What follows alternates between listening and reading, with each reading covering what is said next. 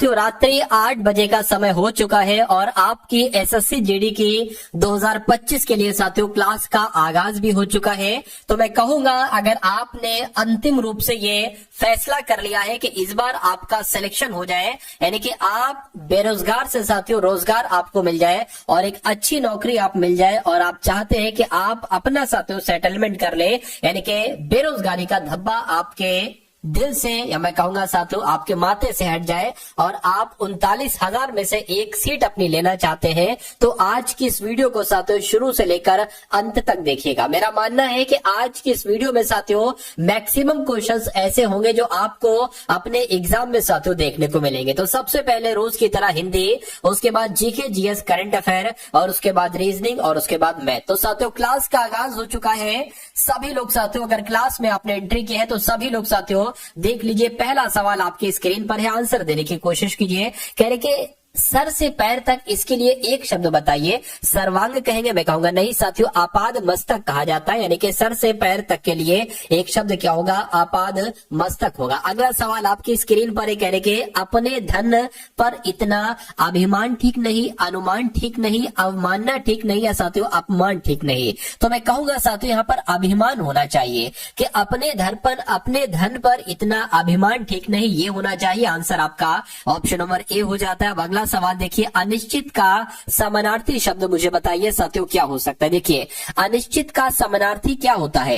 एक तो साथियों निश्चित हो जाता है इसका विलोम, अगर इसका विलोम पूछा जाता ना तो आप बता देते साथियों निश्चित हो जाता, लेकिन इसका विलोम की यहाँ पर समानार्थक की बात कर रही है तो संदिग्ध हो जाएगा। आंसर आपका जाएगा ऑप्शन नंबर सी के साथ। अगला सवाल आपकी स्क्रीन पर कह रहे कि मुंह पकड़ना, इस मुहावरे का मतलब बता दीजिए क्या हो सकता है। तो भाई सभी का स्वागत है। यहाँ पर अगर बात करें मनोज कुमार, ब्रजेश कुमार, NRY जी के, उसके अलावा साथियों शहनाज नाज है, बॉबी है, अजय है, आलिया है, अंजना है, भूमेश है, मिस्टर तूतू है, पूजा, दीपक, सभी का स्वागत है। ठीक है, चलिए तो अब अगर बात करें अगले नंबर के सवाल की कि अब अगला सवाल आपका क्या है। कह रहे कि मुंह पकड़ना, इसका मतलब क्या होता है। तो मुंह पकड़ने का मतलब होता है किसी को बोलने ना देना, बोलने ना देना, यानी कि राइट आंसर आपका जो जाएगा वो किस ऑप्शन के साथ जाएगा, ऑप्शन नंबर सी के साथ जाएगा। अब उसके बाद देखिए कह रहे कि निम्नलिखित में से मुहावरों और उसका अर्थ साथियों सुमेलित नहीं है, आपको बताना है। यानी कि किसका आपको साथियों यहाँ पर सुमेलित नहीं लग रहा है, मुझे बताइए। 3-13 होने का मतलब तय करना होता है, नहीं मैं कहूंगा नहीं साथियों, तितर बितर हो जाना। क्या साथियों, 3-13 का मतलब होता है तितर बितर हो जाना। ठीक है, तितर बितर हो जाना, ये इसका हम लोग कह सकते हैं। तो ये तो सुमेलित नहीं लग रहा है, तो पहला पढ़ा साथियों, पहला ही आपको सुमेलित नहीं लगा और यही आपका क्या हो जाएगा, यही आपका बिल्कुल करेक्ट आंसर हो जाएगा। अब यहाँ पर बात करें पाव बारह होने का मतलब क्या होता है कि अत्यधिक लाभ होना, मैं कहूंगा बिल्कुल यहां से एक नंबर बन सकता है। आपसे पूछा जाएगा पाव बारह होने का मतलब क्या होता है, तो अत्यधिक लाभ होना इसका मतलब होता है। नानी मरने का मतलब क्या होता है, होश न रहना, बिल्कुल ये भी सही है। और 3-5 करने का मतलब होता है हुज्जत करना, ये भी बिल्कुल सही है। कौन सा सही नहीं था, ऑप्शन नंबर ए वाला सही नहीं था और यही आपका बिल्कुल करेक्ट आंसर है। अब 4 शब्द आपको यहाँ पर दिए गए हैं, देखा जाए तो ये एक ही शब्द है। आपसे पूछा जा रहा है कि शुद्ध शब्द बताइए कौन सा है, यानी कि अनिर्वचनीय कैसे लिखा जाता है, ये आपसे यहाँ पर पूछा जा रहा है। ऐसे लिखा जाएगा, नहीं ऐसे भी नहीं, ऐसे भी नहीं, जैसे आपका ऑप्शन नंबर ए में लिखा हुआ, यानी कि अनिर्वचनीय शब्द ऐसे लिखा जाएगा, ये आपको मालूम होना चाहिए। अब उसके बाद देखिए अगला सवाल है, कह रहे कि व्याकरण जानने वाला, इसके लिए एक शब्द क्या हो सकता है साथियों, फटाफट आप लोग यहाँ पर बताइए। देखिए यहाँ पर एक शब्द लिखा हुआ है चक्रपाणी, तो जिसके हाथ में चक्र हो, अगर आपसे पूछ लिया जाए कि जिसके हाथ में चक्र होता है, क्या जिसके हाथ में चक्र होता है उसको क्या कहते हैं, उसको साथियों चक्रपाणी कहते हैं। क्या कहते हैं, चक्रपाणी कहते हैं, ये आप लोग ध्यान रखेंगे। अगर यहाँ पर हम लोग बात करें साथियों, अगर आपसे पूछ लिया जाए कि व्याकरण जानने वाले को क्या कहा जाता है, क्या साथियों व्याकरण जानने वाले को क्या कहा जाता है, तो क्या कहा जाता है, व्याकरण कहा जाता है, ये आप लोग ध्यान रखेंगे। उसके अलावा अगर बात करते हैं व्याकरण जानने वाले को, तो मैं कह सकता हूं ऑप्शन नंबर बी आपका राइट आंसर हो जाएगा। ठीक है ना। और पंडित की जब हम बात करते हैं, मान लीजिए कोई शास्त्र है या कोई विद्या है, उस शास्त्र का उसको अच्छा ठीक ठाक ज्ञान अगर होता है तो उस व्यक्ति को क्या कहा जाता है, पंडित कहा जाता है। यह बात आपको मालूम होना चाहिए। चलिए अब उसके बाद देख लीजिए अगला सवाल है, कह रहे कि कौन सा विलोम युग्म सुमेलित नहीं है, आपको बताना है। साथियों ये वो क्वेश्चन है एकदम टॉप लेवल के जो आपको आपके एग्जाम में देखने को मिलेंगे। यानी कि मैं आपसे वादा करता हूं अगर आप हिंदी के सेक्शन में 20 क्वेश्चन में से 20 क्वेश्चन बिल्कुल सही करना चाहते हैं तो इस क्लास को साथियों डेली आप लोग देखा करिए। अब यहां पर अगर बात करें करके कौन सा विलोम युग्म सुमेलित नहीं, मैं कहूंगा गरल का विलोम क्या यहां पर साथियों क्या होता है, गरल का विलोम ठीक है विरल होता है, ठीक है, या कृपण का विलोम दाता होता है। तो विलोम युग्म सुमेलित नहीं है उसके बारे में आपसे यहां पर पूछा जा रहा है, बताइए। चलिए देखिए, कृपण का विलोम तो दाता होता है, ये तो बिल्कुल सही हो जाएगा। कोप का विलोम कृपा होता है, ये भी बिल्कुल सही हो जाएगा। गंभीर का विलोम अगंभीर भी हम लोग कह सकते हैं। लेकिन गरल की अगर बात करें तो गरल का विलोम यहाँ पर साथियों सही नहीं लग रहा है, विरल गरल का नहीं लग रहा है, ठीक है ना। तो यहाँ पर साथियों ये नहीं सही लग रहा है, तो मैं कहूंगा यही आपका सुमेलित नहीं होगा। उसके बाद देखिए साथियों, विषय को जानने की बेचैनी, इसके लिए एक शब्द आपसे यहाँ पर पूछा जा रहा है, मुझे बताइए। तो प्रयत्नशील होना इसको नहीं कह सकते, विषय को जानने की बेचैनी को प्रयत्नशील होना थोड़ी ना कहते हैं, अविचल होना भी नहीं कहते हैं, संचिष्ट होना भी नहीं कहते। हाँ उत्सुक होना, कि भाई विषय को जानने की बेचैनी है तो उसका मतलब उसके अंदर उत्सुकता है। तो कुल मिला के आंसर अगर आप कहे ऑप्शन नंबर डी के साथ तो मैं कहूंगा बिल्कुल करेक्ट है। और कमेंट साथियों मेरी नजर के सामने से बहुत तेजी से गुजर रहे हैं, सभी का लगभग आंसर यहाँ पर बिल्कुल करेक्ट जा रहा है। उसके बाद देखिए सही वर्तनी वाले शब्द का चयन कीजिए। देखिए जब हम एसएससी जीडी की बात करते हैं ना तो बहुत चुनिंदा टॉपिक है, बहुत कम चैप्टर है हिंदी में। मैं कहूंगा कि अगर उन पूरे चैप्टर को अगर आपको तैयार करना है तो ये क्लास आपको डेली देखना है। गिने चुने टॉपिक है, बहुत अधिक हिंदी नहीं है। कठिन हिंदी तो ये समझ लीजिए एसएससी जीडी के एग्जाम में है ही नहीं, ठीक है ना। तो जितनी हिंदी है सब आपको ऐसे पढ़ा दूंगा कि बिल्कुल पानी की तरह साथियों आप बहुत आराम से क्वेश्चंस करेंगे अपने रियल एग्जाम में। अब यहाँ पर अगर बात करें, देखिए व्यावसायिक की अगर बात करें कैसे लिखा जाता है, ये तो व्यावसायिक ये सही लग रहा है, ये नहीं सही लग रहा है, ये भी नहीं, ये भी नहीं। तो मैं कहूंगा कौन से शब्द की वर्तनी सही है, ऑप्शन नंबर ए वाले की वर्तनी बिल्कुल करेक्ट है। उसके बाद देखिए साथियों अगला सवाल है, कह रहे कि दक्षिण का कोणार्क मंदिर मुगल कला का अद्भुत नमूना है, या वास्तुकला का अद्भुत नमूना है, या पाश्चात्य कला का अद्भुत नमूना है, या हस्तकला का अद्भुत नमूना है। यानी कि खाली जगह में कौन सा शब्द आ जाएगा फटाफट आप लोग बता दीजिए। तो मैं कहूंगा यहाँ पर वास्तुकला आना चाहिए, क्योंकि दक्षिण का कोणार्क मंदिर ये वास्तुकला का अद्भुत नमूना है। उसके बाद देखिए कमल की, यानी कि अब आपको बताना है कि कमल की दंड, क्या कमल की दंड दिए गए वाक्यांश के लिए एक शब्द आपको बताना है, कमल की दंड के लिए एक शब्द क्या हो सकता है। तो मैं कहूंगा मृणाल आपका राइट आंसर हो जाएगा। यानी कि अगर आपके एग्जाम में ये सवाल आए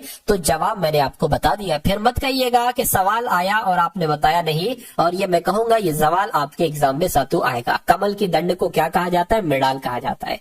क्योंकि कुछ क्वेश्चंस ऐसे आते हैं जिनको बहुत कम बच्चे जानते हैं, अगला देखिए कह रहे कि शून्य का साथियों समानार्थी इसमें से क्या हो सकता है, मुझे बताइए फटाफट साथियों कमेंट करके बताइए।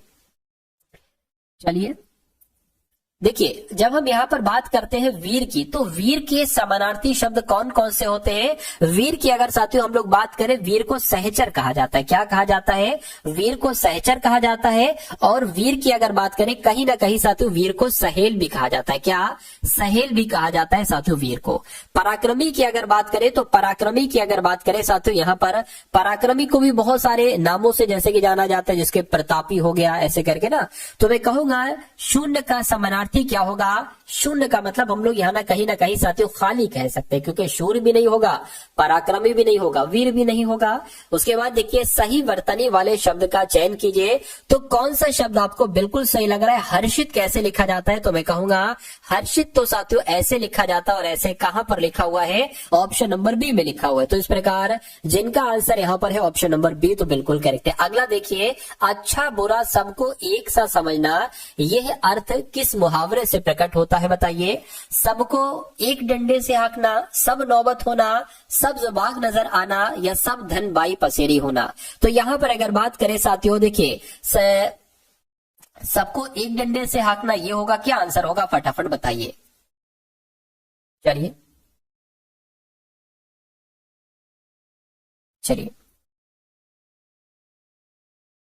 देखिए मैं कहूंगा साथियों, सब धन 22 पसेरी, सब धन 22 पसेरी का मतलब क्या होता है, अच्छा बुरा सबको एक सा समझना, ये आपका आंसर यहाँ पर होना चाहिए। उसके बाद देखिए अगला सवाल है, कह रहे कि विपत्ति में साहस से काम लेना चाहिए, विपत्ति में बल से काम लेना चाहिए, वीरता से काम लेना चाहिए, साथियों शौर्य से काम लेना चाहिए। तो मैं यहाँ पर कहूंगा कि विपत्ति में साहस से काम लेना चाहिए, यानी कि खाली जगह में आपका जो शब्द आएगा वो ऑप्शन नंबर ए वाला आएगा, और जिनका आंसर ए है बिल्कुल करेक्ट है। साथियों आप सभी लोगों से रिक्वेस्ट है कि वीडियो को अगर आपने शेयर नहीं किया, और अगर आपके पास कुछ ग्रुप्स हैं, स्टडी वाले ग्रुप्स हैं, तो उन ग्रुप्स में साथियों वीडियो आप लोग एक बार शेयर कर दीजिए, मुझे बहुत अच्छा लगेगा।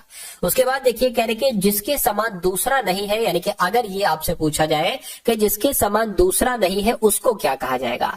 देखिए यहां पर अगर बात करें साथियों, आंसर आपका किस ऑप्शन के साथ जाएगा बताइए। अच्छा एक सवाल आपसे पूछा जाता है कि तारों भरी रात, क्या तारों भरी रात के लिए एक शब्द क्या होता है, तो मैं कहूंगा विभावरी कहते हैं इसको। क्या कहते हैं, विभावरी कहते हैं, यानी कि तारों भरी रात के लिए एक शब्द क्या होगा, तो साथियों विभावरी होता है, आप लोग ध्यान रखेंगे, ठीक है ना। अब यहां पर अगर साथियों बात करते हैं हम लोग के जिसके समान दूसरा नहीं है उसको क्या कहेंगे, उसको अद्वितीय कहा जाता है, जिसके समान दूसरा नहीं होता है।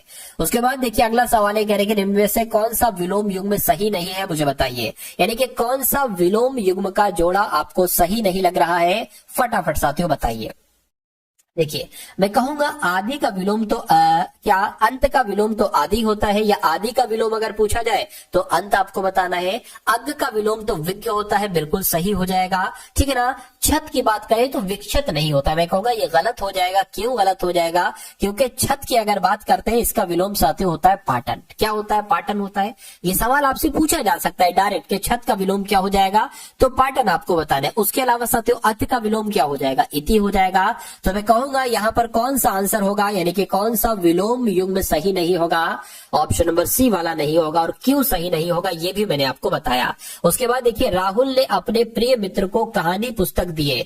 अब यहाँ पर अगर बात करें साथियों, आपको शुद्ध वाक्य इसका बताना है कि शुद्ध वाक्य यहाँ पर कैसे बनेगा, फटाफट बताइए। चलिए यानी कि अगर हम थोड़ा सा मैं आपको समझाने की कोशिश करूं, तो मैं आपको समझाने की कोशिश करता हूं। देखिए यहां से आपको बताना है,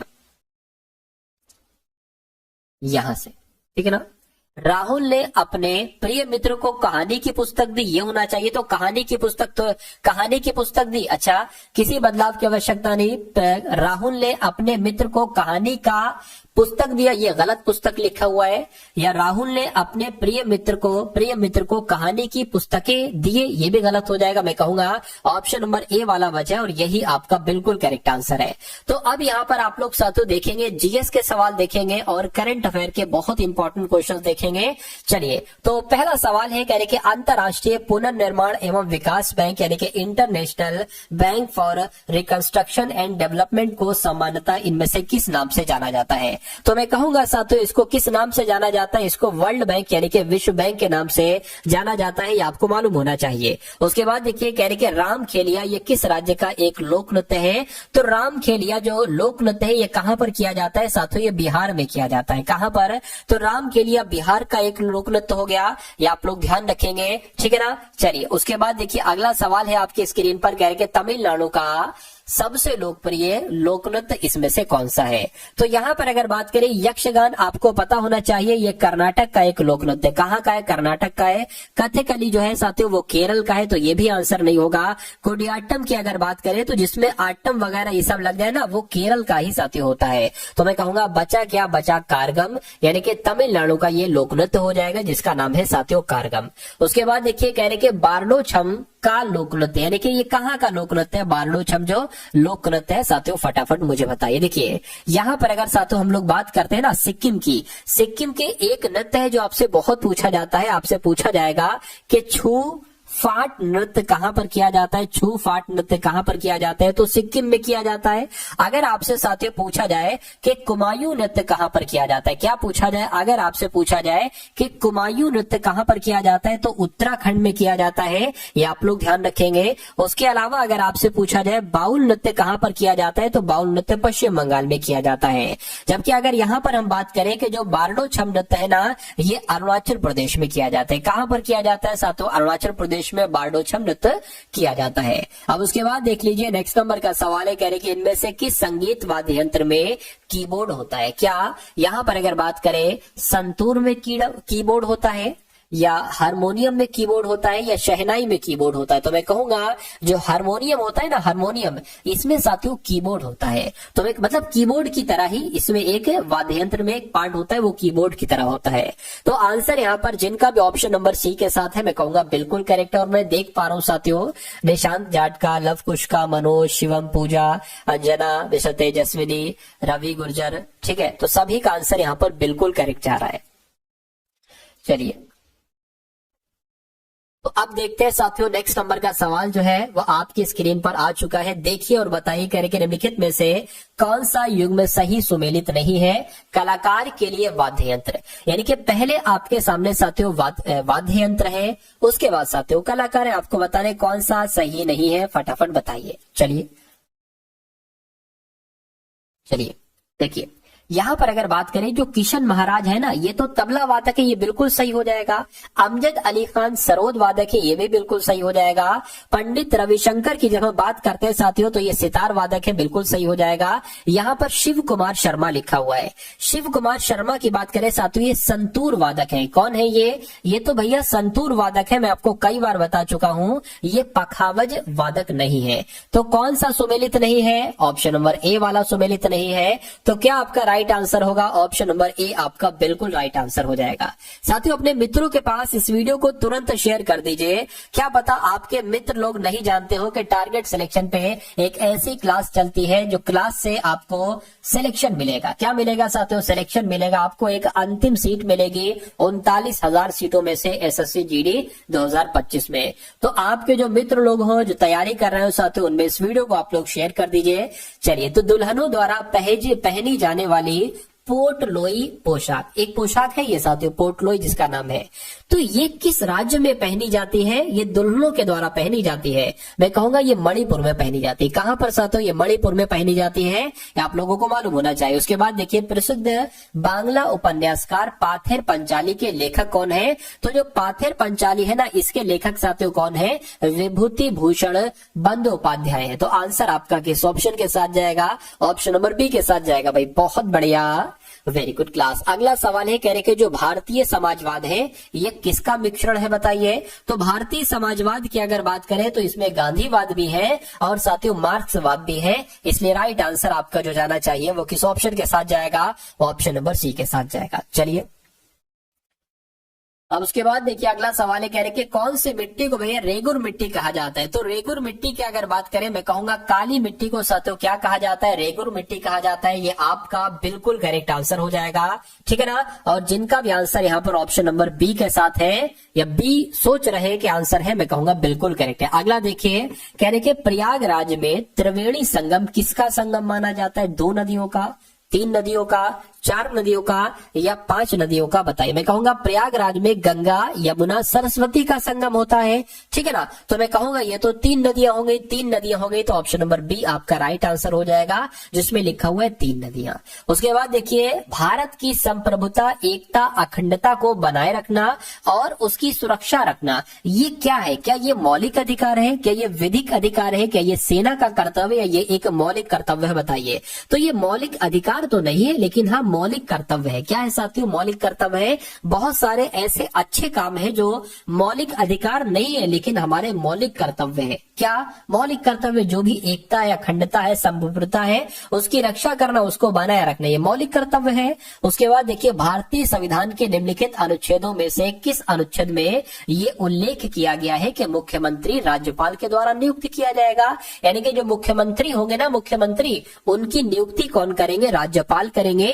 ये बात कौन से अनुच्छेद में लिखी है? बस इतनी सी बात आपसे पूछी जा रही है। मैं कहूंगा ये बात अनुच्छेद 164 में लिखी हुई है कि मुख्यमंत्री की नियुक्ति राज्यपाल के द्वारा की जाएगी। तो कुल मिला के जिनका आंसर है ऑप्शन नंबर सी, तो बिल्कुल करेक्ट है। अगला सवाल आपकी स्क्रीन पर बताइए, कह रहे कि हम वहां हैं जिसे हमारे विचारों ने बनाया है, इसलिए आप जो सोचते हैं उस पर ध्यान दें, शब्द गौण है, विचार रहते हैं वे दूर तक जाते, ऐसा किसने कहा था। बस ये थोड़ी सी चीज, ये पूरा हल्का सा पैराग्राफ आप लोग ध्यान रखेंगे शुरू का, और आपसे ये पूरा पैराग्राफ लिखा होगा आपके एग्जाम में, और आपके सामने 4 ऑप्शन होंगे और आपसे पूछा जाएगा ऐसा किसने कहा था। तो आपको एक नाम बता देना है किसका, स्वामी विवेकानंद जी का, यानी कि ये कथन किसका है, ये लाइंस किसने कही थी, तो स्वामी विवेकानंद जी ने कही थी। उसके बाद देखिए 1929 में दिल्ली की केंद्रीय विधानसभा में किन 2 स्वतंत्र सेनानियों ने स्मोक बम फेंके थे। तो साथियों बम फेंके गए थे 1929 में दिल्ली की केंद्रीय विधानसभा में। तो ये साथियों बम जो फेंके गए थे कि किसके द्वारा, एक तो भगत सिंह के द्वारा फेंके थे, भगत सिंह तो सभी ऑप्शन में है, लेकिन भगत सिंह के साथ साथियों कौन थे, बटुकेश्वर दत्त थे। कौन थे, बटुकेश्वर दत्त थे, इसलिए राइट आंसर आपका जो जाएगा वो ऑप्शन नंबर सी के साथ जाएगा। चलिए भाई बहुत बढ़िया, वेरी गुड क्लास। अगला सवाल है, अब यहाँ पर कुछ क्वेश्चंस हम लोग देख लेते हैं करंट अफेयर के, क्योंकि मैं आपको बता चुका हूं साथियों पूरे जीएस के 20 सवाल आएंगे, जिसमें से कुछ नहीं 5 से 7 क्वेश्चन तो आपके करंट अफेयर के आएंगे। तो मैं जो डेली आपका मॉक टेस्ट लेता हूं ना साथियों, उसमें मैं लगभग 5-6 क्वेश्चन करंट अफेयर के भी रखता हूं, और मैं कहूंगा कि जितना करंट मैं आपको पढ़ा दूं उतना अगर आप पढ़ लेते हैं अच्छे तरीके से, तो आपका एग्जामिनर जो है, जो आपका पेपर बनाएगा, प्रश्न पत्र जो एग्जामिनर बनाएंगे ना, वो ऐसे ही क्वेश्चन लाएंगे जो आप पहले पढ़ चुके हो। यानी कि मैं धीरे धीरे सब कुछ आपका इंपॉर्टेंट करंट अफेयर जो बनता है वो कंप्लीट करवा दूंगा, और जब वो आपका कंप्लीट हो जाएगा फिर कहीं से भी एग्जामिनर क्वेश्चंस ले ले, आपका पढ़ा हुआ ही साथियों क्वेश्चंस आएगा। चलिए, तो पानी की बूंद एक एक बूंद करके साथियों पत्थर में छेद कर देती है। तो धीरे धीरे रोजाना अगर आप एग्जाम तक इस पूरी क्लास को देखेंगे, क्योंकि ये क्लास पूरा निचोड़ है, पूरे ज्ञान का, एसएससी जीडी के सिलेबस का पूरा निचोड़ है साथियों, मैं आपको दे रहा हूं। तो मैं कहूंगा धीरे धीरे मैं आपको इतना एक्सपर्ट बना दूंगा हर एक सब्जेक्ट में कि आपके लिए बहुत हलवा हो जाएगा एसएससी जीडी का एग्जाम पास करना। और अभी तो साथियों रीजनिंग के क्वेश्चन शुरू होंगे, मैथ के क्वेश्चन शुरू होंगे, बहुत अच्छे तरीके से साथियों हम लोग इन सवालों को भी देखेंगे। तो अभी सवाल की अगर बात करें साथियों, हाल ही में किसने दृष्टि बाधित लोगों के लिए ब्रेल बीमा पॉलिसी पेश की है, मैं कहूंगा स्टार हेल्थ ने दृष्टि बाधित लोगों के लिए ब्रेल बीमा पॉलिसी पेश की है। उसके बाद देखिए किस राज्य सरकार ने आधार कार्ड के लिए एनआरसी रसीद संख्या को अनिवार्य कर दिया है। तो किस राज्य ने यह काम किया है, असम ने यह काम किया, यानी कि असम राज्य सरकार ने आधार कार्ड के लिए एनआरसी रसीद संख्या को अनिवार्य कर दिया है। उसके बाद देखिए साथियों, कहने के 54वीं जीएसटी परिषद की बैठक में कैंसर की दवाओं पर जीएसटी 12% से घटाकर कितने प्रतिशत कर दी गई है, तो साथियों सिर्फ और सिर्फ 12% से घटाकर 5% कर दी गई है। तो इंपॉर्टेंट क्वेश्चन है ना, बिल्कुल इंपॉर्टेंट है, बनेगा आपके एग्जाम में। कहने के 45वां फिडे शतरंज ओलंपियाड ये कहां पर शुरू हुआ है, तो साथियों कहां पर, फ्रांस में, हंगरी में या जर्मनी। तो मैं कहूंगा ये कहां पर शुरू हुआ है, ये साथियों हंगरी में शुरू हुआ है। राइट आंसर आपका ऑप्शन नंबर बी हो जाएगा। अगला देखिए, कहने के कौन विश्व का दूसरा सबसे बड़ा 5G स्मार्टफोन बाजार बना है। तो कौन, किसकी बात चल रही है साथियों, मैं कहूंगा अपना भारत है दूसरा, विश्व का दूसरा सबसे बड़ा 5G स्मार्टफोन बाजार बना है। राइट आंसर जिनका ऑप्शन नंबर बी के साथ है, मैं कहूंगा आंसर आपका बिल्कुल करेक्ट भाई, बहुत बढ़िया, वेरी गुड क्लास। तो साथियों जिन क्वेश्चंस का इंतजार था वो क्वेश्चंस आ चुके हैं। पहला सवाल आपकी स्क्रीन पर आ चुका है, बताइए। कह रहे कि अब रीजनिंग के क्वेश्चंस होंगे, रीजनिंग के सबसे टॉप लेवल के क्वेश्चंस देखेंगे, और मैं कहूंगा जो टॉपिक्स, जो क्वेश्चंस मैं आपको करवाऊंगा वही आपके एग्जाम में आपको देखने को मिलेंगे। तो साथियों अब उस वेन आरेख का चयन करिए जो निम्नलिखित वर्गों के बीच के सबसे अच्छे तरीकों से दर्शाया गया, यानी कि पृथ्वी है, वन है, वृक्ष है। पहला पॉइंट हमें याद रखना है कि जो वन है, जो वृक्ष है, ये सब पृथ्वी के अंतर्गत ही तो आएंगे। तो मान लीजिए ये पृथ्वी हो गई और ये वन हो गए, ठीक है। मान लीजिए अब देखिए कुछ ये वन हो गए और कुछ वन वृक्ष भी तो होते हैं और कुछ वृक्ष वन भी होते हैं, ऐसे भी हम लोग कह सकते हैं। तो मैं कहूंगा कुछ ना कुछ करके ऐसा वेन आरेख बनेगा, और ऐसा कहां पर बना हुआ, यहां पर नहीं, यहां पर नहीं, यहां पर भी नहीं बना हुआ है, मैं कहूंगा ऑप्शन नंबर बी में बना हुआ है। तो इस सवाल का जवाब आपका किस ऑप्शन के साथ जाएगा साथियों, ऑप्शन नंबर बी के साथ जाएगा। अगला सवाल आपकी स्क्रीन पर है साथियों, देखिए बताइए राइट आंसर क्या होगा। जैसे 11 से यहाँ पर 121 बना दिया गया है, उसी प्रकार 17 से यहाँ पर क्या बनाया जा सकता है, बताइए। मैं आपका कमेंट में इंतजार कर रहा हूं साथियों आपके आंसर का।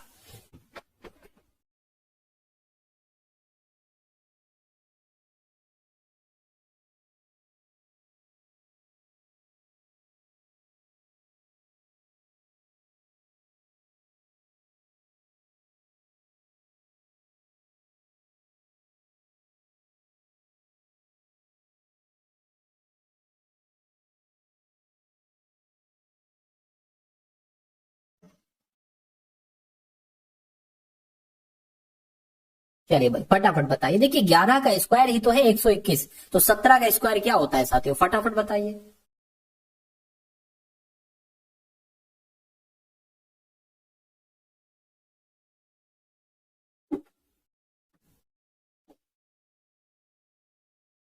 बहुत बढ़िया भाई, बहुत बढ़िया। आंसर आना शुरू हो चुके हैं। अनु के आ रहे हैं, चंद्र के, अजय के, जयराम के, अंजना, मनोज, उमेश, शिवम, भूमेश, ब्रजेश, आल्या, स्क्रॉल, लवकुश, पूजा, सुशील, सुमी, ड्रीम्स, अजय। चलिए मनोज, सभी का आंसर यहाँ पर लगभग लगभग बिल्कुल सही है सभी का आंसर। तो मैं कहूंगा साथियों, जैसे 11 को अगर 2 बार हम गुणा में लिखते हैं तो हमें ये वाला नंबर प्राप्त हो जाएगा 11 का स्क्वायर। उसी प्रकार 17 गुणा 17 साथियों कितना हो जाएगा, 289 होता है। और 289 कौन से ऑप्शन में, ऑप्शन नंबर बी वाले में। जब तक मैंने पानी भी पी लिया था। उसके बाद देखिए अगला सवाल है साथियों आपके स्क्रीन पर। इस सवाल को देखिए और फटाफट बताइए कि इस सवाल का जवाब आपका क्या होगा। कहा जा रहा है साथियों यहाँ पर आपसे कि एक निश्चित कोड भाषा में SLAM को 5 7 3 6 3 3 9 लिखा जाता है, तो TOY को क्या लिखा जाए। अच्छा, TOY को भी बता दिया गया है कि TOY को 6 0 4 5 7 5 लिखा गया है। तो आपको बताना है कि CLEAR को क्या लिखा गया है। अब आपको यहाँ पर लॉजिक पहचानना है कि भैया ये SL से कैसे ये बन गया है, मतलब S। अच्छा एक काम करते हैं साथियों, यहाँ पर थोड़ा सा ध्यान अगर हम लोग लगाने की कोशिश करें।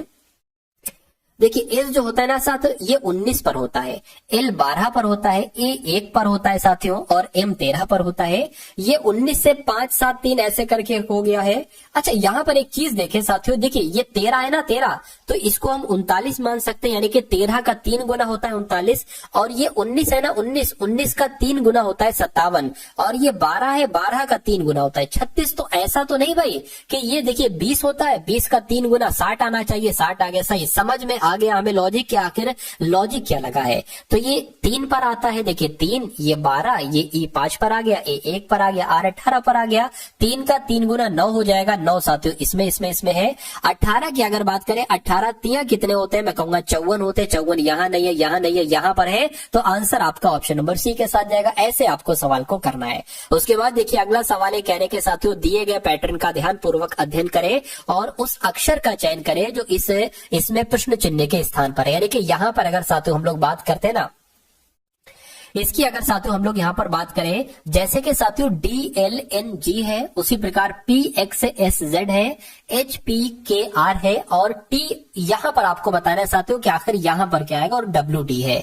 तो इसमें साथियों अगर बात करें, D होता है 4 पर, L होता है 12 पर, G होता है 7 पर, N होता है 14 पर, P होता है 16 पर, X होता है साथियों किस पर, 23 पर नहीं 24 पर, S होता है 19 पर, Z होता है साथियों 26 पर, H होता है 8 पर, P होता है 16 पर, K होता है 11 पर, R होता है 18 पर, T होता है 20 पर, W होता है 23 पर, D होता है 4 पर। अच्छा देखिए 4 से ये 12 हुआ है, यानी कि 8 प्लस हुआ है, 16 से ये 24 हुआ है, 8 प्लस हुआ है, 8 से 16 हुआ, 8 प्लस हुआ है। तो सिंपल सा है, इसमें 8 प्लस कर दोगे यानी कि 28 आ जाएगा। और 28 पर पता क्या होता है, देखिए 26 पर तो साथियों Z होता है, 27 पर फिर A आ जाएगा, और 28 पर साथियों B आ जाएगा। तो मैं कहूंगा 28 आया है तो B यहां पर आपका आंसर होगा। बाकी इसको तो हमने चेक ही नहीं किया साथियों कि यहां पर आखिर क्या आ रहा था, हमें वहीं से आंसर मिल गया। चलिए भाई अब अगला सवाल देखिए आपके स्क्रीन पर है, इसमें आखिर क्या लॉजिक लगा है थोड़ा सा पहचानने की कोशिश करिए। कहने के CALM को DCOQ लिखा जाता है, ठीक है। उसके बाद कह रहे तो आपको बताना है कि उसी कूट भाषा में COOK को क्या लिखा जा सकता है, बताइए।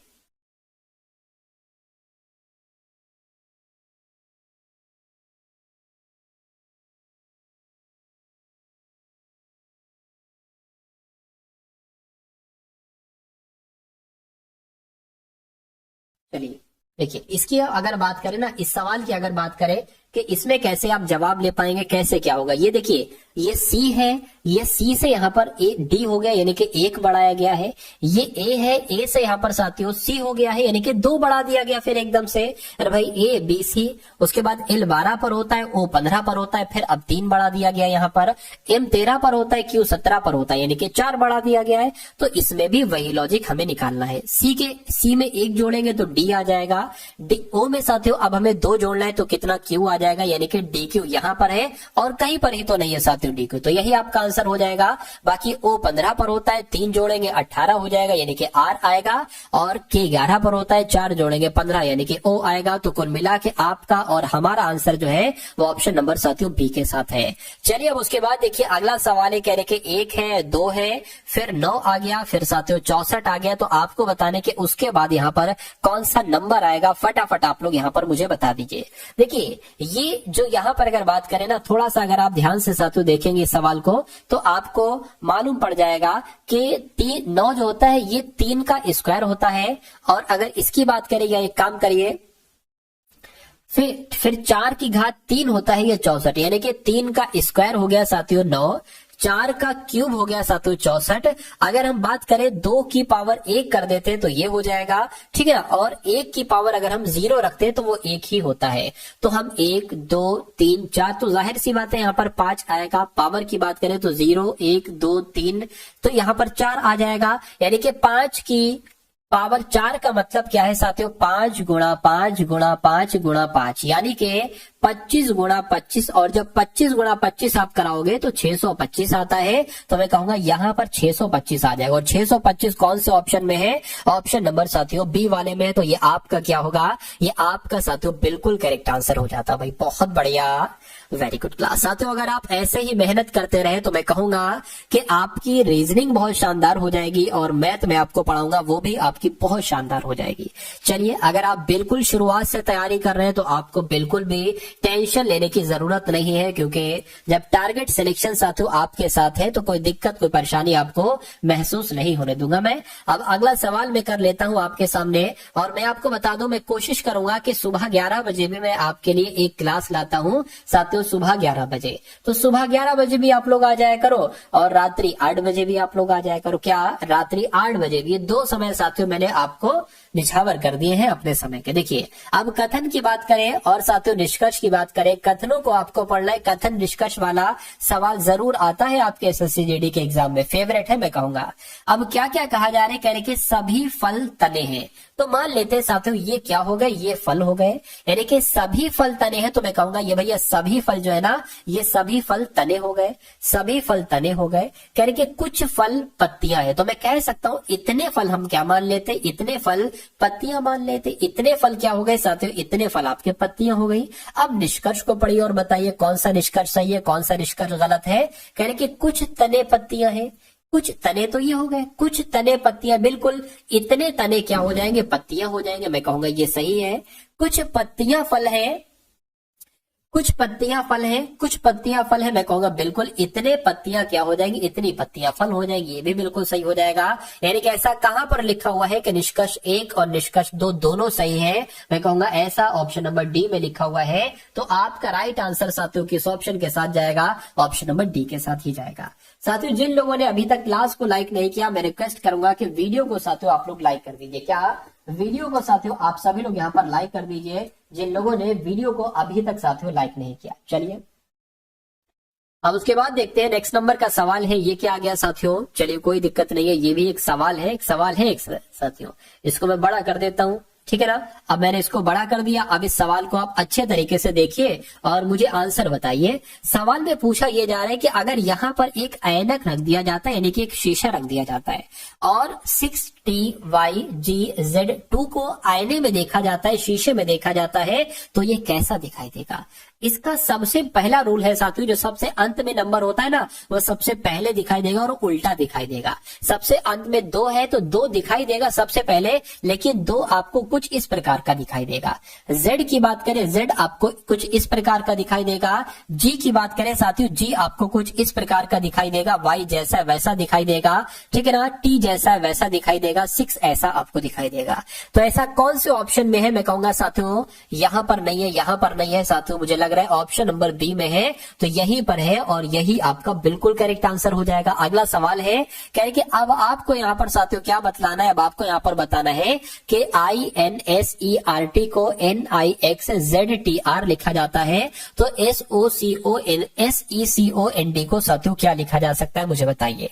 तो यहां पर अगर बात करते हैं साथियों, INSERT हो गया ये, उसके नीचे इसको लिख लो साथियों क्या, आई एक्स, क्योंकि एक तरीके से बात करें एक्स है, जेड टी आर। अब इतनी जानकारी साथियों आपने लिख ली है। अब देखिए जरा, मुझे ऐसा लग रहा है साथियों ये जो आई एन है और ये एन आई है, तो मैं कहूंगा जो चीज यहां पर है वो चीज यहां पर कर दी, जो यहां पर है वो यहां कर दी, वही चीज इसमें लगी हुई है। तभी तो मैंने नजर पहचान ली कि जो यहां पर है साथियों वही यहां पर है। तो क्या और भी कुछ सेम है? फिर मैंने देखा आर टी यहां पर है और टी आर यहां पर है, तो जो चीज यहां पर कर दी वो यहां कर दी। यानी कि अब आपको इतना तो पता चल गया है कि यहां पर ई आ जाएगा, ये वाला ई, और यहां पर एस आ जाएगा, यहां पर डी आ जाएगा, यहां पर एन आ जाएगा। क्या ऑप्शन से हम पहचान सकते हैं? देखिए ये नहीं हो सकता, डीएन नहीं है, यहां पर नहीं है, और डीएन यहां पर भी नहीं, यानी कि आपका आंसर जो बनेगा वो ऑप्शन नंबर ए वाला बनेगा। ठीक है ना, ई एस और ई एस यहां आ गया, डीएन अंत में यहां आ गया। और अगर बात करें साथियों ये बीच में क्या लफड़ा है, तो बीच में 19 से हो गया है साथियों ये एक्स यानी कि 24, यानी कि 5 बढ़ाया गया है। तो सी में अगर 5 बढ़ाएंगे तो एच आएगा, एच यहां पर लिखा हुआ है। उसके बाद अगर बात करें ई से साथियों हो गया है जेड, तो इसमें मेरे हिसाब से 5 घटाया गया है, तो ओ में जब 5 घटाएंगे तो आ जाएगा जे, जे ऑप्शन नंबर ए में लिखा हुआ है। तो जिनका आंसर ऑप्शन नंबर ए है मैं कहूंगा बिल्कुल करेक्ट है। अगला सवाल आपके स्क्रीन पर है साथियों, इस सवाल को देखिए और बताइए राइट आंसर क्या है। पूछा आपसे क्या जा रहा है, पूछा आपसे ये जा रहा है जैसे कि यहां पर अगर बात करें 8 से 70 बन गया है, तो उसी प्रकार साथियों यहां पर कौन से नंबर से आपको बताना है 87 बनेगा। फटाफट साथियों बताइए। चलिए साथियों 8 से 70 बना, ये ध्यान रखिएगा, तो किस नंबर से यहाँ पर 87 बन सकता है फटाफट आप लोग यहाँ पर मुझे बता दीजिए। देखिए यहाँ पर अगर बात करें ये 8 है, और इसको अगर हम साथियों 8 का स्क्वायर करें यानी कि 8 8 64 कर लेते हैं, 8 8 64 कर लेते हैं, और इसमें हम 6 जोड़ देते हैं तो हमें पूरा पूरा ये नंबर मिल जाता है। उसी प्रकार अगर बात करें ये किसके स्क्वायर के आसपास है, तो मैं कहूंगा साथियों ये 9 के स्क्वायर के आसपास मुझे लग रहा है। ठीक है ना, 9 नीम 81 साथियों मुझे लग रहा है यहाँ पर। तो 81 में भी अगर हम 6 जोड़ देते हैं साथियों तो हमें ये नंबर मिल जाएगा। तो मैं कहूंगा यहाँ पर 9 आएगा। अरे भाई 8 का स्क्वायर करके ये बनाया था, तो 9 का स्क्वायर करके हमने ये बना लिया। तो कुल मिला के आपका right answer option number A हो जाता है, और जिनका आंसर यहाँ पर ऑप्शन नंबर ए है बिल्कुल करेक्ट है। अगला देखिए आपकी स्क्रीन पर आंसर आपको बताना है साथियों क्या हो सकता है इस सवाल का। कहेंगे एक निश्चित कूट भाषा में CHAINED को क्या लिखा जाता है, EJYGPCF लिखा जाता है। तो आपको बताना है MEADOW को साथियों क्या लिखा जा सकता है, फटाफट बताइए। अब यहाँ पर अगर बात करें, मेरा मानना है, मुझे ऐसा लग रहा है साथियों सी से, देखिए CH यहाँ पर लिखा हुआ है ना, तो यहाँ पर EJ बन गया है, यानी कि C 3 पर होता है, E 5 पर होता है, तो 2 बढ़ाया गया है, 2 बढ़ाया गया है। H 8 पर होता है, J 10 पर होता है, फिर से साथियों कितना बढ़ाया गया है, 2 बढ़ाया गया है। ठीक है, उसके बाद A होता है 1 पर, अब यहाँ पर Y, अब यहाँ पर साथियों 2 माइनस कर दिया गया है। I होता है 9 पर, G आगे फिर से साथियों 2 माइनस कर दिया गया है। N होता है 14 पर, P होता है 16 पर, अब फिर से 2 प्लस कर दिया गया है। E होता है 5 पर, C होता है साथियों 3 पर, फिर से 2 माइनस कर दिया गया है, और D 4 पर, F 6 पर 2 प्लस कर दिया गया। तो यही लॉजिक हमें यहाँ पर देखना है। पहले 2 प्लस करोगे तो कितना आ जाएगा, 13 पर होता है M, यानी कि 15 बोले तो O आ गया, यहाँ पर G आ गया। 2 घटेगा तो साथियों कितना हो जाएगा, Y हो जाएगा, यानी कि OGY कहाँ लिखा हुआ है, OGY या क्या लिखा हुआ है, अच्छा 2 प्लस होगा ना, एक सेकेंड, यहां पर देखिए H है, H से साथियों कितना हो गया यहां पर,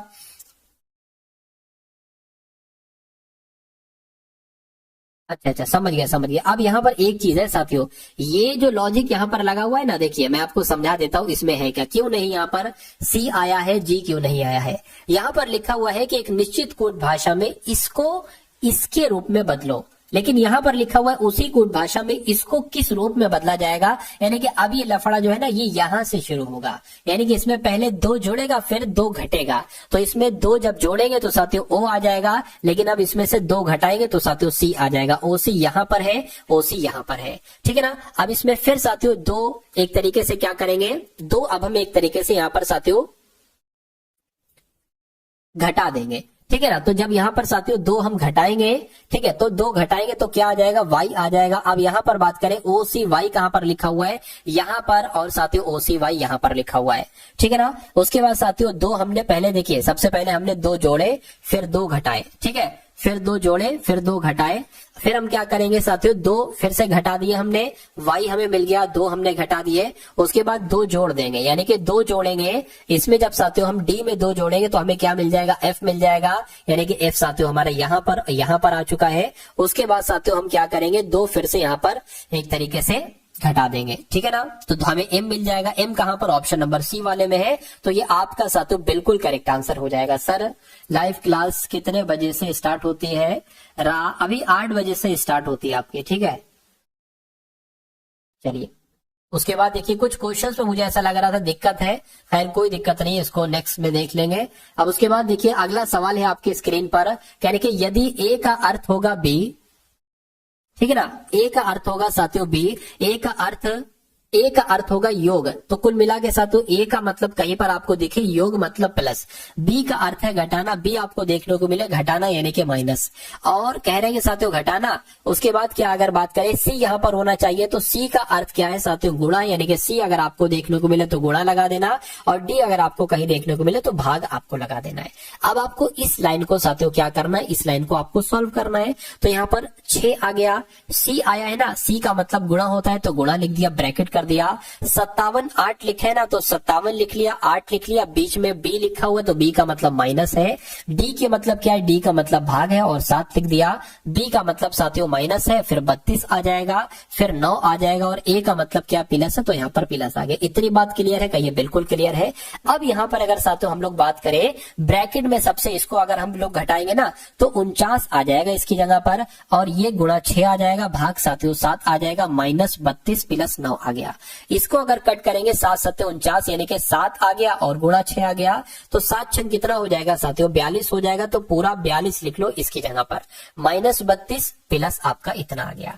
42 में से 32 जाएगा तो साथियों 10 बचेगा, 10 प्लस 9 कितना हो जाएगा 19 हो जाएगा। तो मैं कहूंगा 19 कौन से ऑप्शन में है साथियों, ऑप्शन नंबर ए वाले में। तो आपका राइट आंसर साथियों किस ऑप्शन के साथ जाएगा, मैं कहूंगा ऑप्शन नंबर ए के साथ जाएगा। अगला सवाल आपकी स्क्रीन पर साथियों, इस सवाल को देखिए और फटाफट मुझे बताइए कि आपका राइट आंसर यहां पर किस ऑप्शन के साथ जाएगा, बताइए। चलिए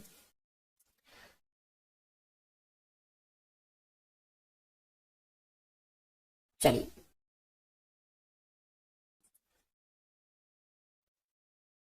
चलिए अब देखिए यहां पर अगर बात करें साथियों, ये भी सवाल बहुत अच्छे लेवल का है और ऐसा सवाल आपके एग्जाम में साथियों आता ही आता है। यहां पर बात करें साथियों, क्या क्या जो जो आपसे कहा जा रहा है वो हम करते जाएंगे, बाकी हमें और कोई नॉलेज नहीं है, ठीक है। कहने के PQRSTU एक बेंच पर बैठे हुए हैं, यानी कि एक मान लीजिए ये बेंच ये है और 1 2 3 4 5 6 लोग हैं, तो 1 2 3 4 5 6 लोग ये हो गए। कहने कि क्यू दाएं किनारे पर बैठा है, यानी कि क्यू इस किनारे पर, दाएं किनारा ये तो है ना, क्यू यहां पर बैठा हुआ है, यानी कि एस के दाईं ओर बगल में, ठीक है, एस के दाईं ओर बगल में बैठा है आर। तो एस को अगर हम मान लीजिए यहां पर बना दे, क्या इसको अगर हम साथियों यहां पर बैठा दें तो एस के दाईं ओर कौन बैठा है, आर बैठा है, तो मैं कहूंगा साथियों आर यहां पर आ जाएगा, बिल्कुल आ जाएगा।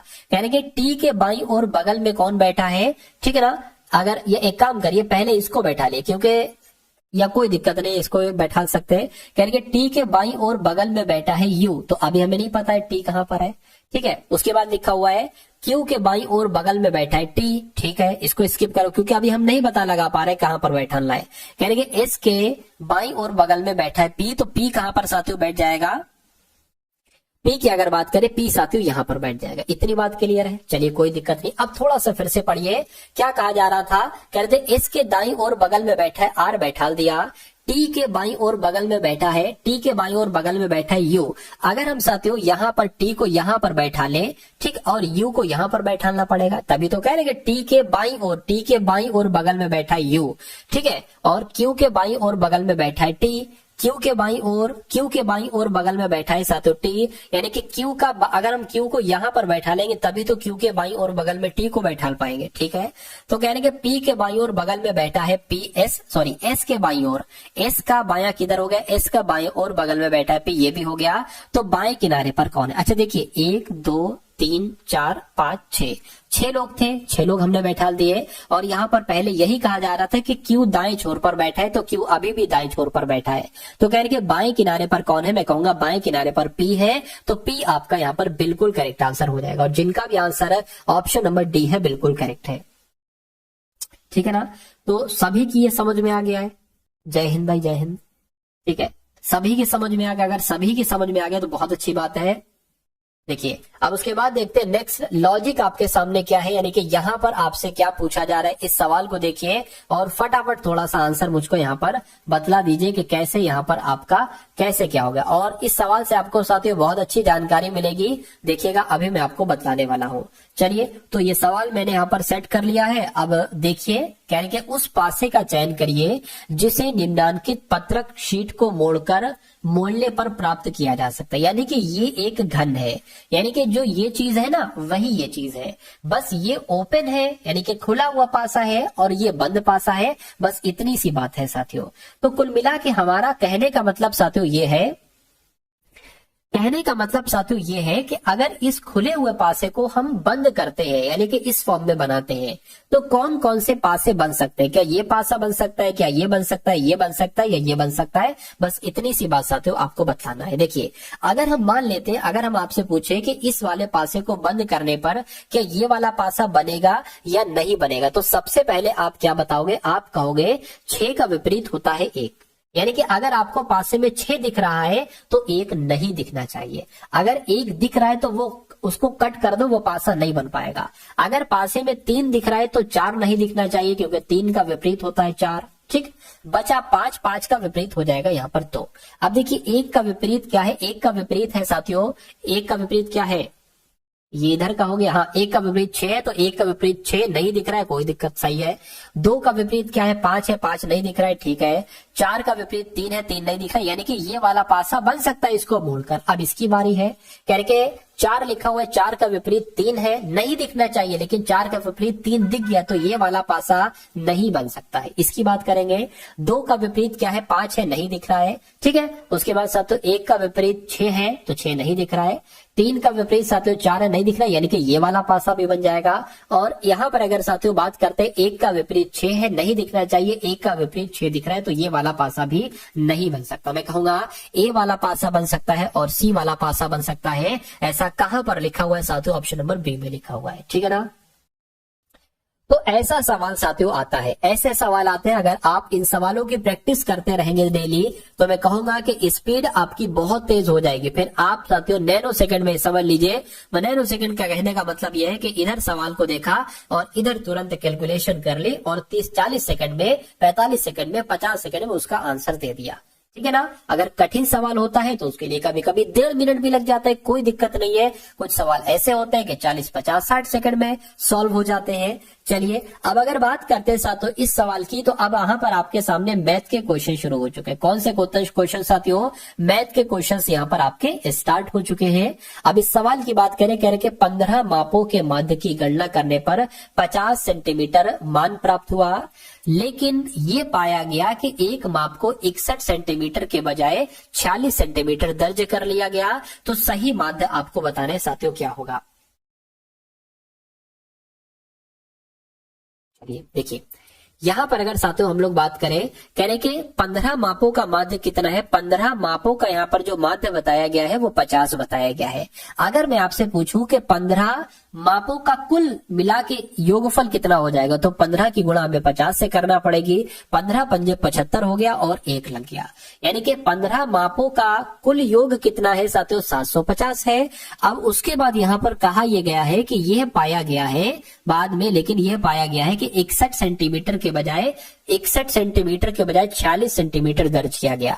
यानी कि इसमें जोड़ना था 61 सेंटीमीटर, 46 सेंटीमीटर गलती से जोड़ दिया, यानी कि कितना कम जोड़ दिया ये हम आपको बता देते हैं। इसको घटा लो साथियों, ठीक, 11 में से 6 जाएगा 5 जाएगा, ठीक है ना। और यहाँ पर 1 यानी कि 15 इसमें कम जोड़ दिया, 61 जोड़ना था लेकिन 46 जोड़ दिया गया, 15 इसमें कम जोड़ दिया गया, तो आप इसमें 15 जोड़ दीजिए तो 750 प्लस 15 कितना हो जाएगा, 60, 65 हो जाएगा। मैं कहूंगा 15 से इसको भाग कर दीजिए, ठीक है ना। 15 पंजे 75 हो जाएगा, एक बचेगा, फिर 15 हो गया 15, ठीक है, 15 पंजे 75 हो गया और ये 15 एकम 15 हो गया, तो 91 इसका सही माध्य निकला। पूछा गया था सही माध्य क्या होगा, तो 91 सेंटीमीटर इसका सही माध्य होगा। तो इस प्रकार जिनका आंसर ऑप्शन नंबर ए के साथ है बिल्कुल करेक्ट है। चलिए, पास नहीं कर पाते, ये प्रॉब्लम होती है। तो जब आप क्वेश्चन की प्रैक्टिस करेंगे ना ज्यादा से ज्यादा, तभी हो पाएगा पॉसिबल। मेरा तो नंबर आ रहा भी यूपी में, अच्छी बात है भाई। चलिए, अब इस सवाल को साथियों देख लेते हैं कि आखिर इस सवाल का जवाब कैसे क्या हो पाएगा। आपसे कहा जा रहा है यहाँ पर यदि संख्याएं हैं 5 है, 7 है, 9 है, 12 है, 13 है और टी भी एक संख्या है और कहने के 20 है, कहने के इनका औसत है, ठीक है ना, इनका औसत ये ऐसे करना चाहिए, टी है, ठीक है, इनका औसत टी है, इनका औसत में लिख देता हूं, क्वेश्चन थोड़ा सा अधूरा है। इनका औसत टी है, इनका औसत टी है, तो टी का मान क्या है, यानी कि आपसे कुल मिला के साथियों टी का मान आपसे पूछा जा रहा है। तो मैं कहूंगा अगर देखिए 5 + 7 + 9 + 12 + 13 + टी + 20, ये कितने संख्या है साथियों, 1 2 3 4 5 6 7 यानी कि 7 है। तो जब आप इनको जोड़ोगे तो कितना साथियों बन जाएगा, और कहा गया है साथियों इनका जो माध्य औसत है ना वो टी है, यानी कि टी यहाँ पर आ जाएगा, ठीक है ना। तो ये 7 की गुणा टी से होगी तो साथियों 7 टी बन जाएगा, बराबर करके इन सबको जोड़ दो तो 20 13 कितना हो जाएगा, 30 और 33, 33 और 12 कितना हो जाएगा, 35, 45, 45 कितना हो जाएगा साथियों, 55, यानी कि 55 बोले तो एक कम कर दो साथियों, 54 हो गया, 54 और 12 कितना हो गया, 54 12 साथियों जोड़ लीजिए, 6 आ गया, 6 यानी कि 66 हो गया। तो मैं कहूंगा 66 + टी यहाँ पर आ गया। अब अगर बात करें ये टी इधर है ना, ये टी उधर चला जाएगा माइनस का, यानी कि 7 टी में से 1 टी माइनस हो जाएगा और इधर 66 आ जाएगा, ये 6 टी बच जाएगा, 6 टी बराबर 66 आ गया। तो ये 66 से जब भाग होगा तो मैं कहूंगा टी का मान साथियों 11 आएगा। तो टी का मान कितना होगा, मैं कहूंगा टी का मान साथियों 11 होगा। तो जिनका भी आंसर है, जो लोग भी यहाँ पर ऑप्शन नंबर ए के साथ है बिल्कुल करेक्ट है। अब उसके बाद देखिए अगला सवाल है साथियों आपकी स्क्रीन पर, देखिए सवाल को और बताइए राइट आंसर क्या होगा।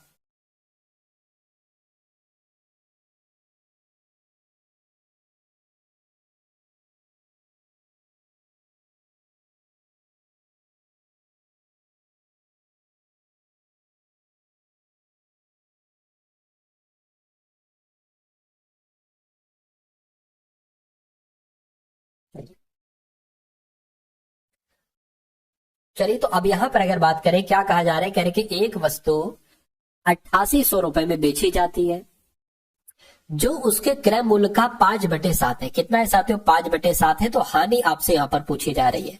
अगर हम साथियों मान लेते हैं क्रय मूल्य कितना है, क्रय मूल्य x है, क्रय मूल्य कितना है, ये तो साथियों कितना है, ये तो आपका एक तरीके से विक्रय मूल्य 88 जो है ना, ये विक्रय मूल्य। मान लीजिए साथियों कि अगर यहाँ पर हम लोग बात करते हैं कि क्रय मूल्य आपका कितना है, क्रय मूल्य मान लीजिए साथियों x है, तो कह रहे हैं कि साथियों जो 8800 रुपए में बेची जाती है, ठीक है, बेची गई जो उसके क्रय मूल्य का, यानी कि 8800 रुपए में जो बेची जाती है ये उसके क्रय मूल्य का, यानी कि x का 5/7 है। इतनी बात क्लियर है, बिल्कुल क्लियर है। अब देखिए अब की तो बराबर है, क्रॉस मल्टीप्लाई, यानी कि 7 की गुणा इससे हो जाएगी, 8800 गुणा 7 आ गया और ये 5 यहाँ पर आ जाएगा और बराबर ये x हो जाएगा। x क्या है साथियों, क्रय मूल्य है, यानी कि इसको कैलकुलेट करोगे तो आपको क्रय मूल्य आपको मिल जाएगा। फिर आपके पास विक्रय मूल्य भी है और क्रय मूल्य भी है, और हानि आप बहुत आराम से निकाल लेंगे। इसको कट कर लो, 5 एकम 5 हो गया, 3 जाएगा 38 हो जाएगा, 5 सत्ते 35, 3 जाएगा 30 हो जाएगा, 5 छंग 30, 0 लग गया। यानी कि 176 की गुणा साथियों 7 से करा लीजिए, ठीक है, 176 की गुणा बोले तो 1760 की गुणा साथियों 7 से करा लीजिए। 7 छंग आपका 42 हो जाएगा, 7 सत्ते 49, 53 हो गया साथियों, 7 एकम 7 और ये आपका 12 हो गया। यानी कि मैं कहूंगा क्या कि क्रय मूल्य साथियों कितना निकला आपके सामने है, क्रय मूल्य कितना निकला साथियों, 12,320 क्रय मूल्य निकला और विक्रय मूल्य कितना था, 8800 था, ठीक है ना, 8800 था। तो जब किसी वस्तु को आप 12,320 रुपए में खरीद रहे हैं और बेच रहे हैं 8800 रुपए में, तो जाहिर सी बात है हानि तो होगी। तो कितनी हानि होगी यही तो आपसे पूछा जा रहा है। 8800 इसमें से मत घटा दीजिए, 0 आ गया, 2 आ गया, 13 में से 8 जाएगा तो 5 बचेगा, 11 में से 8 जाएगा तो साथियों 3 बचेगा, यानी कि मैं कहूंगा 3520 रुपए की हानि हुई है। तो बस इसी को साथियों क्या आपको करना है, इसी को आपको साथियों प्रतिशत में बदलना है। प्रतिशत में बदलना है साथियों, हम 100 से गुणा कर देंगे, ठीक है ना। हम 100 से साथियों इसकी गुणा कर देंगे और नीचे एक तरीके से यहाँ पर क्या आ जाएगा, क्रय मूल्य आ जाएगा। तो 12320 ये आपका नीचे आ गया। इस जीरो से साथियों ये आपका जीरो कैंसिल हो जाएगा, इस जीरो से आपका ये जीरो साथियों कैंसिल हो गया, ठीक है ना। चलिए अब यहां पर अगर बात करें साथियों, अब इसको इससे कैंसिल करना है, मैं कहूंगा 2 से कट करें, 2 एकम 2, 2 सत्ते 14, 2 छंग 12 कैंसिल हो गया, 2 छंग 12, 2 एकम 2 हो गया, 2 छंग 12 हो गया, ठीक है ना। ये भी कैंसिल हो गया। फिर से 2 से कट करिए जरा, इसको अगर कट करें 2 2 3 6 0, 2 8 16 हो गया। इसको अगर कट करें 2 8 16 और 2 8 16, ठीक है ना। इतनी बात क्लियर है। अब अगर 11 से कट करें 11 8 हो जाएगा और 11 दूना 22, फिर ये 8 आ गया, 11 8 28 हो गया। यानी कि आपके सामने है 8 गुणा 100, ये वाला 100, 8 गुणा 100 बटे 28 हो गया। अब इसको आपको साथियों कैलकुलेट करना है बस, और आपको बाकी काम कुछ नहीं करना है। यानी कि इसको कर लो, आंसर आपका आपके सामने आ जाएगा। थोड़ी सी हमें जगह की जरूरत है तो थोड़ी सी हम यहाँ पर साथियों क्या कर लेते हैं, जगह कर लेते हैं। इसको आपको कैलकुलेट करना है। 2 से कट करेंगे 14 आ जाएगा, यहाँ पर 50 गुणा 8 आ जाएगा, ठीक है ना। अब एक काम करते हैं साथियों, 2 से एक बार और कट करते हैं, ये 7 आ गया, यानी कि 50 चौक 20 हो गया, सॉरी 200 हो गया और ये 7 आ गया, ठीक है। तो ऐसा कहीं पर क्या लिखा हुआ है साथियों, ये हमने ज्यादा काट दिया है। इसको देखिए ऐसा हम लोग कर सकते हैं, 7 नीचे आ गया, 7 दूना 14 हो गया, ये 20 है, कितना जाएगा 6 जाएगा, 7 7 49, 7 8 आपका 56 आ गया, कितना बचा 4 बचा। तो मैं कहूंगा 28 सही 4/7 आपका आंसर आएगा। 28 सही 4/7 प्रतिशत आपका आंसर आएगा। और ऐसा कहां पर लिखा हुआ है, ऐसा आपका ऑप्शन नंबर सी में लिखा हुआ है। ये थोड़ा सा सही टाइप नहीं हो पाया है, टाइपिंग ऐसे होना चाहिए, ये ऐसे लिखा होना चाहिए 28 सही 4/7 प्रतिशत। तो 28 सही 4/7 प्रतिशत मैंने निकाल दिया है। तो कुल मिला के ये आपका आंसर आएगा। ऐसे आपको साथियों करना है। अब उसके बाद देखिए नेक्स्ट नंबर का साथियों सवाल है आपकी स्क्रीन पर। इस सवाल को देखिए और बता दीजिए कि आंसर आपका किस ऑप्शन के साथ जाएगा। अभी तक आपको साथियों कोई दिक्कत, कोई तकलीफ, कोई परेशानी, कोई बात जो आपके समझ में नहीं आई है तो फटाफट बताएंगे आप लोग। चलिए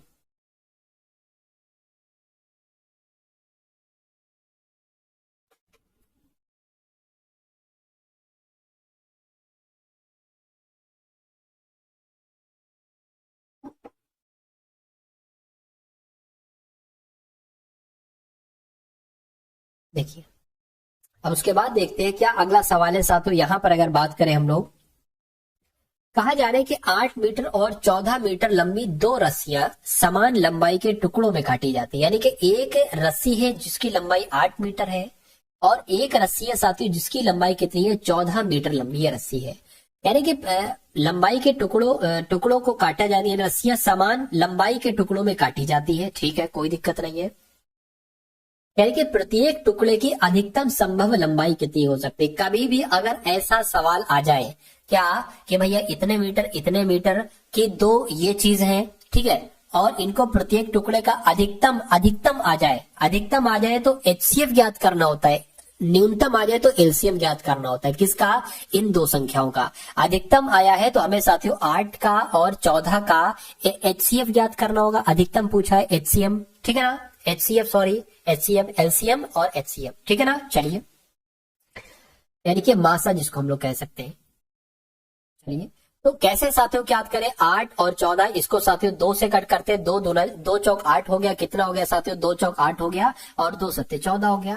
अब अगर अगला कट करेंगे तो ये तो 4 से कट होगा लेकिन ये 7 से कट होगा, इसलिए हम यहीं पर स्टॉप लगा देंगे क्योंकि ये एलसीएम नहीं ज्ञात करेंगे, एचसीएफ ज्ञात कर रहे हैं। तो इसका साथियों एचसीएफ कितना निकला, मैं कहूंगा 2 निकला और 2 ही आपका बिल्कुल करेक्ट आंसर हो जाएगा। तो अगर ऐसा सवाल आता है तो ऐसे ही आपको आंसर बताना होगा। उसके बाद देखिए नेक्स्ट नंबर का साथियों सवाल है आपके स्क्रीन पर। इस सवाल को देख लीजिए और मुझे बता दीजिए कि आपका राइट आंसर यहां पर किस ऑप्शन के साथ जा सकता है, बताइए। चलिए देखिए कह रहे कि एक व्यक्ति एक निश्चित दूरी को 60 किलोमीटर प्रति घंटा की चाल से तय करता है। यानी कि चाल यहाँ पर अगर बात करें तो कितनी दे रखी है साथियों, चाल यहाँ पर जो सबसे पहली चाल दी गई है वो 60 किलोमीटर प्रति घंटा की चाल दी गई है। और कह रहे हैं कि वापसी में, यानी कि एक मान लीजिए दूरी है, अगर ये जब इधर से जाता है तो 60 किलोमीटर प्रति घंटा की रफ्तार से जाता है, लेकिन जब वापसी करता है उधर से इधर को आता है तो 40 किलोमीटर की रफ्तार से आता है। यानी कि जाता तो 60 की स्पीड से है, आता है 40 किलोमीटर प्रति घंटा की स्पीड से। तो कह रहे कि पूरी यात्रा के लिए उसकी औसत चाल कितनी होगी। देखिए औसत चाल का एक सूत्र होता है, मैं आपको बता देता हूं। औसत चाल का एक सूत्र होता है, मैं आपको बता देता हूं साथियों, 2x और y बटे x प्लस y। ये x क्या है, ये पहली चाल है, ठीक है ना। ये y क्या है, y दूसरी चाल है। बस हो गया काम। 2 गुणा x क्या है, पहली चाल यानी कि 60, गुणा y क्या है, दूसरी चाल यानी कि 40 बटे x प्लस y। पहली चाल दूसरी चाल को अगर जोड़ दोगे तो मैं कहूंगा 60 प्लस 40 बोले तो 100 यहां पर आ जाएगा। इस जीरो से ये जीरो, इस जीरो से ये जीरो कैंसिल हो जाएगा।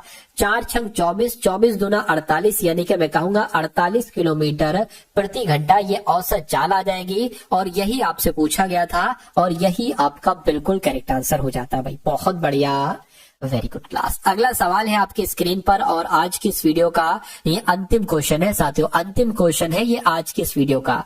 चलिए तो इस सवाल की अगर यहाँ पर हम लोग बात करते हैं, यानी कि 15% वार्षिक ब्याज दर पर 2 वर्ष के लिए निवेश की गई धनराशि के साधारण ब्याज और चक्रवृद्धि ब्याज को वार्षिक रूप से चक्रवृद्धि किया जाता है। ठीक है, ये तो ब्रैकेट में चीज लिखी हुई है।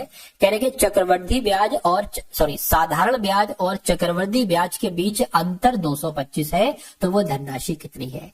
देखिए अगर कभी भी आपको सवाल में एक ये लाइन देखने को मिले क्या कि साधारण ब्याज और चक्रवृद्धि के बीच का अंतर आपको सवाल में दे रखा हो, तो एक सूत्र मैं आपको बता रहा हूं, वो सूत्र आप फॉलो कर लेंगे, बस आपका काम हो जाएगा। यानी कि D बराबर P ब्रैकेट में R बटे 100 का स्क्वायर। अगर ये आपको दे रखा होगा कि भैया साधारण ब्याज और चक्रवृद्धि ब्याज के बीच का अंतर ये है, अंतर का मतलब होता है डिफरेंस, और डिफरेंस को हम डिनोट करते हैं डी से। तो डी की जगह पर क्या आ जाएगा साथियों, 225 आ जाएगा। पी का मतलब मूलधन बोले तो धनराशि आपसे पूछी जा रही है, यानी कि पी का मान आपको बताना है। आर का मतलब दर, जो कि 15% दे रखी है, 15% हो गई। और ये सूत्र जो लगेगा वो 2 वर्षों के लिए लगेगा। यानी कि अगर ऐसा लिखा होगा कि 2 वर्षों के लिए साधारण ब्याज और चक्रवृद्धि ब्याज के बीच का अंतर ये है, तो साथियों बटे में क्या आ जाएगा, 100 आ जाएगा और ये स्क्वायर हो जाएगा। यहाँ पर इतनी बात क्लियर है, ये बिल्कुल क्लियर है। उसके बाद आपने लिखा 225 बराबर पे। अब यहाँ पर अगर बात करें 15 का स्क्वायर, 100 का स्क्वायर, 15 का स्क्वायर 225 हो जाएगा, 100 का स्क्वायर साथियों कितना हो जाएगा, 10,000 हो जाएगा। बस इतना हो गया आपका, इतना हो गया ना, ठीक है। अब इतना हो गया तो इसको साथियों कैसे अगर कैलकुलेट करें, यहाँ पर अगर बात करें थोड़ा सा आपको देखना होगा। चलिए कोई दिक्कत नहीं। अब देखिए यहां पर अगर बात करें, आपके सामने साथियों क्या आ गया है, आपके सामने 225 बराबर P गुणा 225 बटे 10,000 आ चुका है, 10,000 आ चुका है। अब इसकी गुणा हो जाएगी इससे, यानी कि 225 गुणा ये हो गया, क्योंकि बराबर लगा ना तो क्रॉस मल्टीप्लाई होगी, और ये आ जाएगा इसके भाग में, ये आ गया 225 यहाँ पर, बराबर आपका आ गया यहाँ पर P। अब इससे ये कैंसिल हो गया, 225 से 225, यानी कि P बराबर कितना निकला साथियों, 10,000 निकला। यानी कि मैं कहूंगा धनराशि कितनी हो गई, धनराशि आपको 10,000 मिल गई है। तो 10,000 कहां पर लिखा हुआ है, ऑप्शन नंबर ए में लिखा हुआ है। तो मैं कहूंगा ये आपका साथियों बिल्कुल करेक्ट आंसर हो जाएगा। तो जिनका आंसर यहाँ पर ऑप्शन नंबर ए के साथ है, बिल्कुल करेक्ट आंसर है भाई। बहुत बढ़िया, वेरी गुड क्लास। तो कैसी लगी साथियों आपको ये क्लास, एक